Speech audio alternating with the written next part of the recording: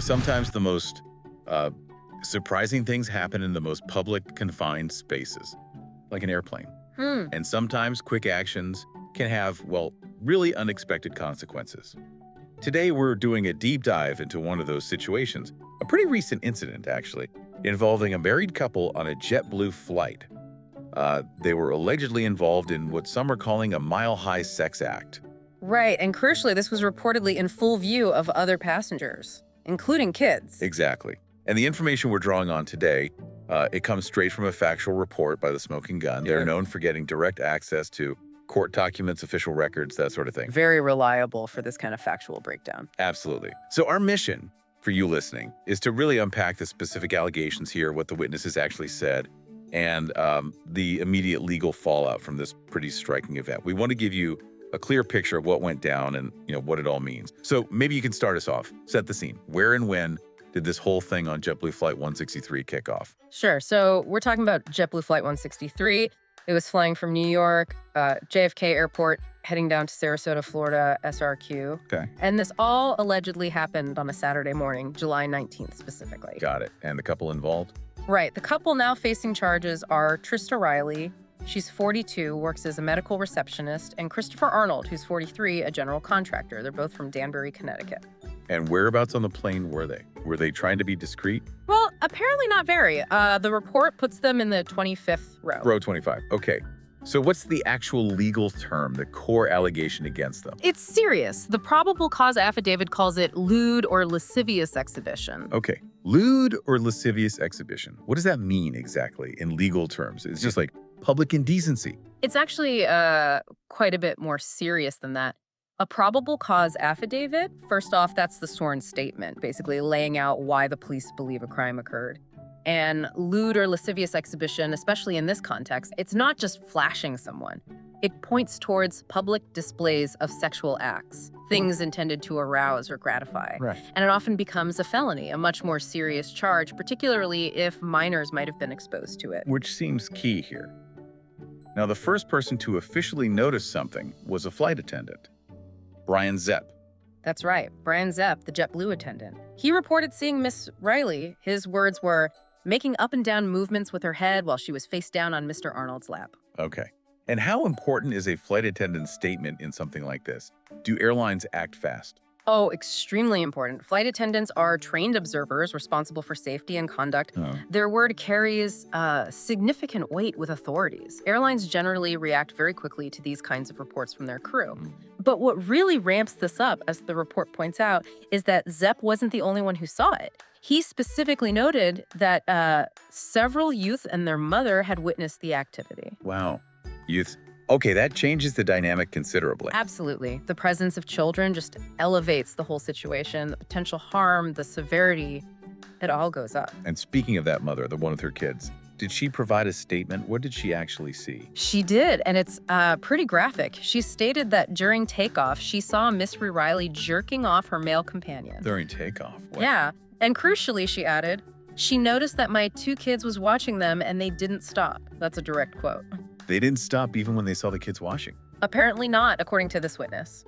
She then said that after that, Miss Reilly was seen laying on him like if she was doing oral sex. Okay. And did the police find anything to back this up? Or was it just the flight attendant and this one passenger? No, the police investigation seems to have corroborated these accounts.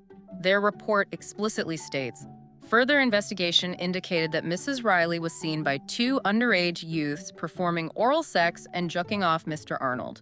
So multiple accounts, including from the kids themselves, apparently. It seems that way. The consistency across the flight attendant, the mother, and what the police found regarding the children's observations, it makes the case, quite compelling for the prosecution. It's pretty stunning how quickly things escalated upon landing then. What happened the moment they touched down in Sarasota? Was it immediate? Absolutely immediate. There was no quiet deplaning for them. Reilly and Arnold were arrested right there as the flight arrived, straight to the county jail. Booked into the county jail. But then they were released relatively quickly, weren't they, on Monday? That's right, July 21st. They were freed on their own recognizance. Okay, own recognizance, so no bail needed. Correct. It means they were released based on their promise to show up for future court dates. It can happen if they aren't seen as a major flight risk or don't have, a history of very serious crimes. But the report also mentioned prosecutors needed to investigate jurisdiction. What does that signal? Is there some complexity there? Yeah, that's a really key point. It highlights a tricky aspect of crimes that happen midair, unlike something on the ground where it's clear whose laws apply. Right, like which state or county. Exactly. In the air, it can get complicated. Is it federal jurisdiction? Is it the state they took off from, landed in the state they were flying over at the time? Prosecutors need to nail down exactly who has the legal authority to prosecute before the case can really move forward. It's a specific challenge with air travel incidents. Interesting. So that's being sorted out. Yeah. But they do have a court date set? They do. Their arraignment is scheduled for August 15th. August 15th. And just to reiterate, these are felony charges they're facing, not misdemeanors. Correct. Felony charges. It underscores the seriousness of the alleged conduct, especially with the element of it happening in view of children. Okay. So given all this, what do we actually know about Mrs. Reilly and Mr. Arnold themselves, their backgrounds? Does anything stand out? Well, looking at the court records mentioned in the report, Mrs. Reilly, the medical receptionist, appears to have no prior criminal record. Okay. Mr. Arnold, the general contractor, does have a bit of a history, though. He had a pot possession conviction way back in 2004, and more recently, just earlier this year, actually, he was arrested back in Connecticut on charges of assault disorderly conduct. So a previous arrest fairly recently. Yeah.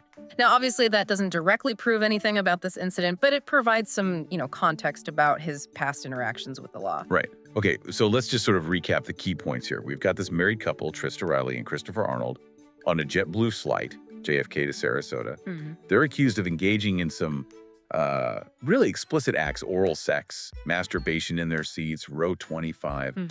Yeah, and crucially, witnessed not just by a flight attendant, but also by other passengers, including a mother and her 2 young children. Which led to immediate arrest upon landing in Florida.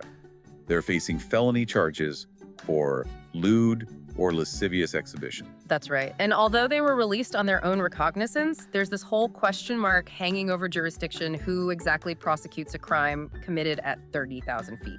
It really highlights how fast things can escalate, doesn't it? From alleged inappropriate behavior on a plane to facing serious felony charges. It really does. And what strikes me about this case isn't just the shocking nature of what's alleged. It's how it brings these specific legal and sort of logistical issues to the surface. That felony charge, as we said, it's a big deal compared to simple public indecency. Especially with kids involved. Especially with kids. And that whole jurisdiction investigation really underlines how unique air travel is in the eyes of the law. Federal rules often interplay. Figuring out the precise authority isn't always straightforward like it is for a crime on, solid ground. Yeah. It really puts a spotlight on behavior in public spaces. Definitely. And it kind of leaves us with a bigger question, doesn't it, for you listening, and to maybe think about, in this world where we're sharing spaces more and more, planes, trains, you name it, what are those unwritten rules of public conduct that are most vital for us to kind of uphold? Yeah, and how do we find that balance between, personal freedom and the collective expectation that things will stay, decent in public, especially when kids are right there in these confined environments? It's a tricky line to navigate.